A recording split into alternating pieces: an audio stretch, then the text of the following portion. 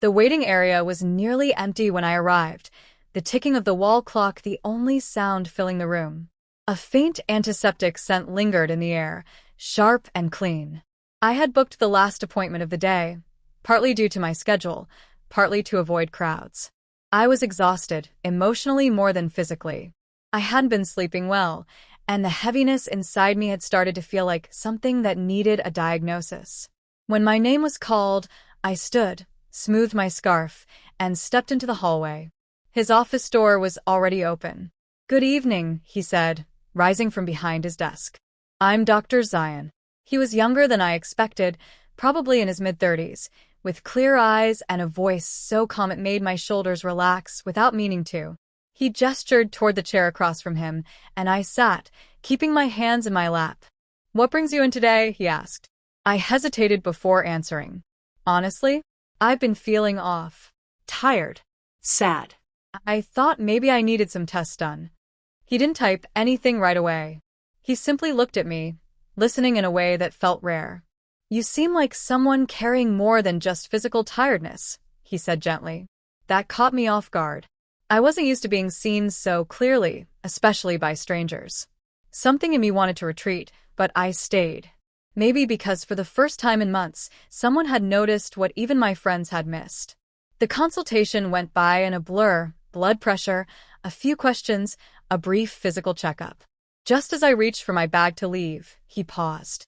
"If you're not in a rush," he said, "would you mind joining me for a cup of tea in my office? It's been a long day, and, well, you look like someone who could use a warm drink and quiet conversation." I blinked, surprised. "Is that allowed?"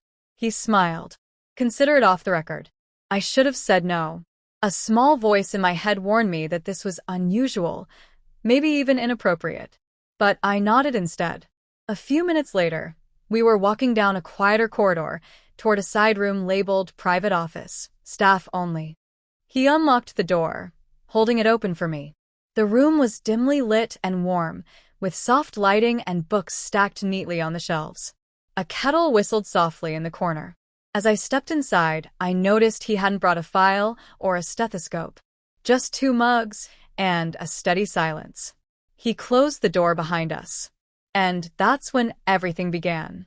The room felt more like a cozy study than part of a clinic. Soft jazz played faintly from a speaker on the shelf, and the warm scent of cardamom tea drifted through the air. Dr. Zion handed me a mug and sat across from me, not behind a desk but on a worn leather chair beside the window. The formality of the clinic was gone, replaced by something quieter, gentler. "Thank you," I said, wrapping my hands around the warm ceramic. "This is unexpected." He offered a small smile. "Sometimes we need unexpected things. Something to break the pattern." I sipped the tea. It was good, strong, sweet, comforting. We talked at first about small things. Weather, city traffic, his long hours at the hospital. But then the conversation shifted.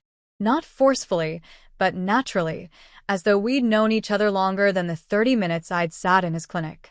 "I came here after my engagement ended," I admitted, voice low. "It's been almost a year, but I still feel like a shadow of myself." He leaned forward, elbows resting on his knees. "You don't look like a shadow to me. You look like someone trying very hard to stay whole." His words pierced something tender inside me. No one had put it like that before. And just like that, I found myself opening up about the loneliness, the guilt I couldn't shake, the nights I lay awake wondering what was wrong with me. He listened, truly listened. Not with the empty nods people give when they're just waiting to speak, but with the full weight of his attention. Every now and then, he'd ask something small, gentle, just enough to let me know he was present in the story I was telling. At some point, I realized how close we were sitting. His presence didn't feel clinical anymore. It felt human. A flicker of something unspoken passed between us, fragile and electric. "I shouldn't be saying all this," I murmured, embarrassed by my vulnerability. "I'm glad you are," he replied. "You don't deserve to carry it alone." There was a moment, barely a second, when his hand moved, hesitated, then rested gently over mine. The touch wasn't aggressive or possessive. It was steady, deliberate, filled with silent reassurance. My breath caught. I didn't pull away. In that small, quiet office, something shifted. A boundary softened.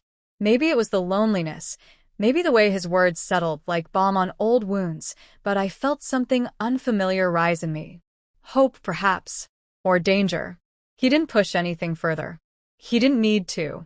As he stood to refill the tea, he looked at me and said, "You know, not every connection is a mistake."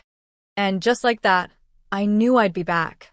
Our meetings became frequent, at first under the pretense of follow-up visits, then naturally, effortlessly, as if we were both chasing something we didn't want to name. Coffee after his shifts, evening walks through quiet parks, unhurried phone calls that stretched into the night. With each passing day, Dr. Zion became less of a physician and more of a presence, steady, warm, and increasingly hard to resist. He told me he had no family in the city, no obligations, just work and silence. "Until you," he said one night, as we sat beneath a sky blurred by city lights. "You brought something back I'd forgotten existed."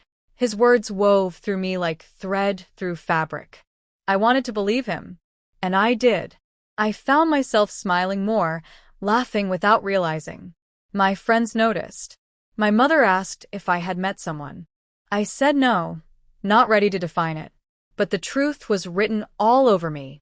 He never rushed anything. His gestures were thoughtful. A book he thought I'd like, a favorite snack left at my doorstep, quiet concern when I mentioned a headache. Everything he did felt intentional. Real. Until the moment it didn't. One afternoon, I decided to surprise him. He had mentioned a long shift at the clinic, and I brought him his favorite pastry from a bakery nearby.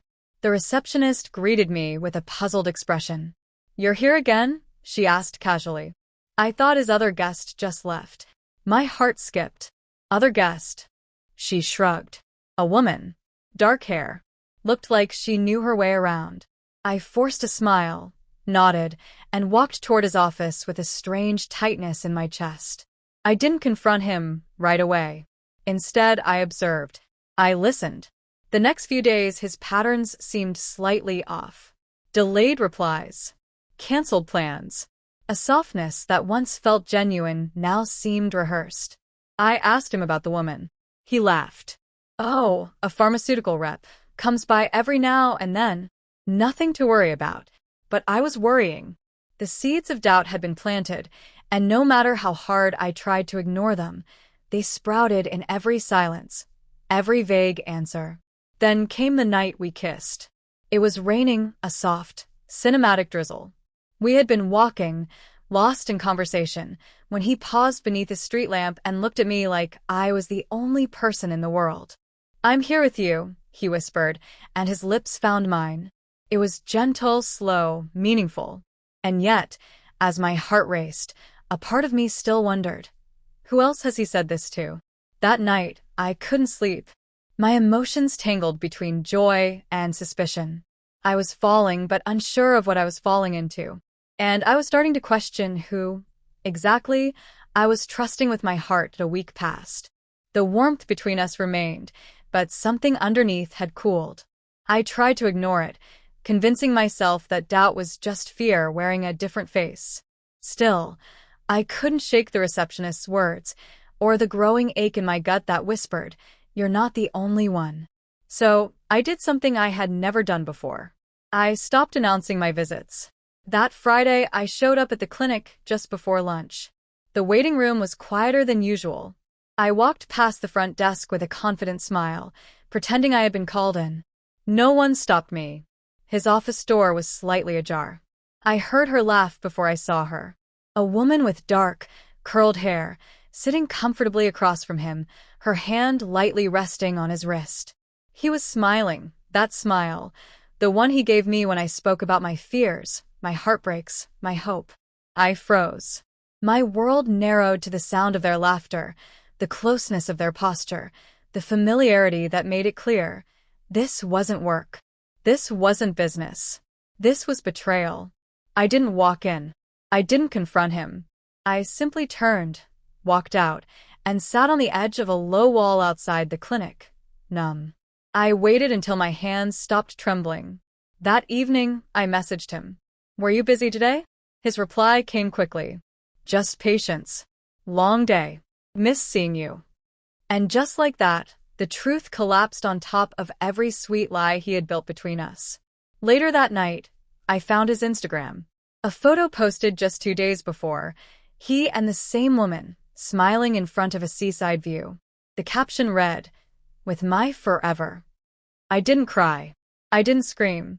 I simply stared at the screen, wondering how I could have missed it all. How I had handed over my heart to someone who never intended to hold it. The next day, I returned to the clinic one last time. I didn't go to his office.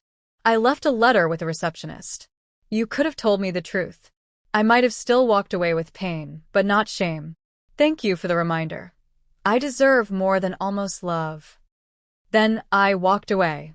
In the days that followed, I let the silence do what love could not. I healed. Somewhere along the path of betrayal, I found something unexpected: clarity. Not all heartbreaks are disasters. Some are detours. Some are mirrors. And in losing him, I found myself.